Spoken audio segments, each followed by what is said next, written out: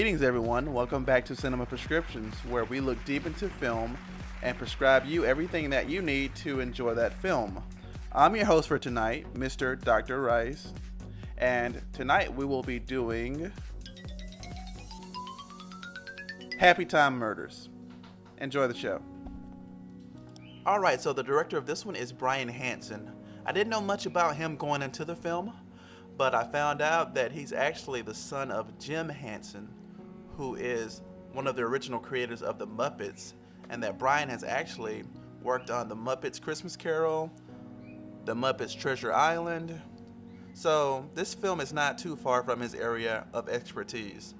Another movie that he's directed is The Star. So having directed a few of the Muppet movies and being a puppeteer himself, I feel that he's the perfect fit for the Happy Time Murders. So this is not too far from his domain.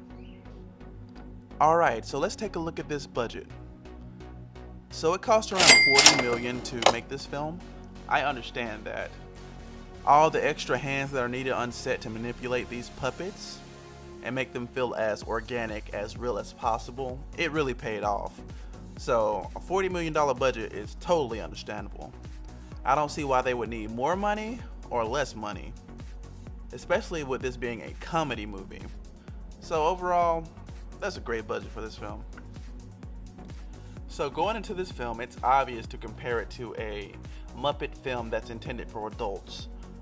I get it because puppets are inhabiting the same world as humans, but I would say it's more in line with the Who Framed Roger Rabbit narrative.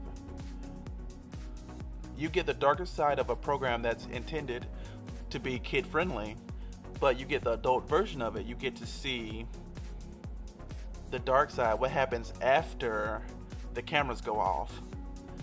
Also, the film follows a whodunit narrative, just the same as Roger Rabbit. I think it pays off. So what makes this film easy to love? I would say it's the committed performances by the cast, the puppeteers, and the voice actors.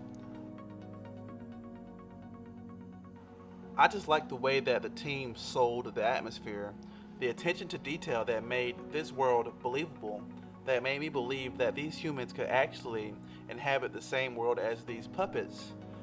And the fight choreography, it was pretty impressive for a puppet film.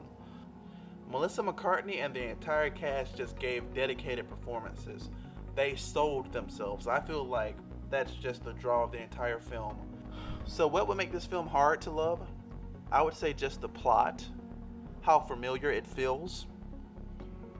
Overall, it's just the retelling of the whodunit story with Muppets, which makes it special because it's with Muppets and humans.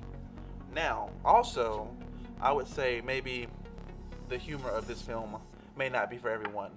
So if you go into this film knowing what you're looking for, you will have a good time. Another thing that may make this film hard to love would be that some of the acting is kind of less polished than it should have been. Overall, I felt like the cast did a great job interacting with the puppets, but some of the acting could have used a little more polish. So Mr. Dr. Rice's prescription for this film is: don't look for intellectual humor. This is more low comedy. Understand what you're going to the movie for, and also give in to the atmosphere. Thanks for watching, everybody, and make sure you leave your comments and tell me what you think about the film, and see you next time.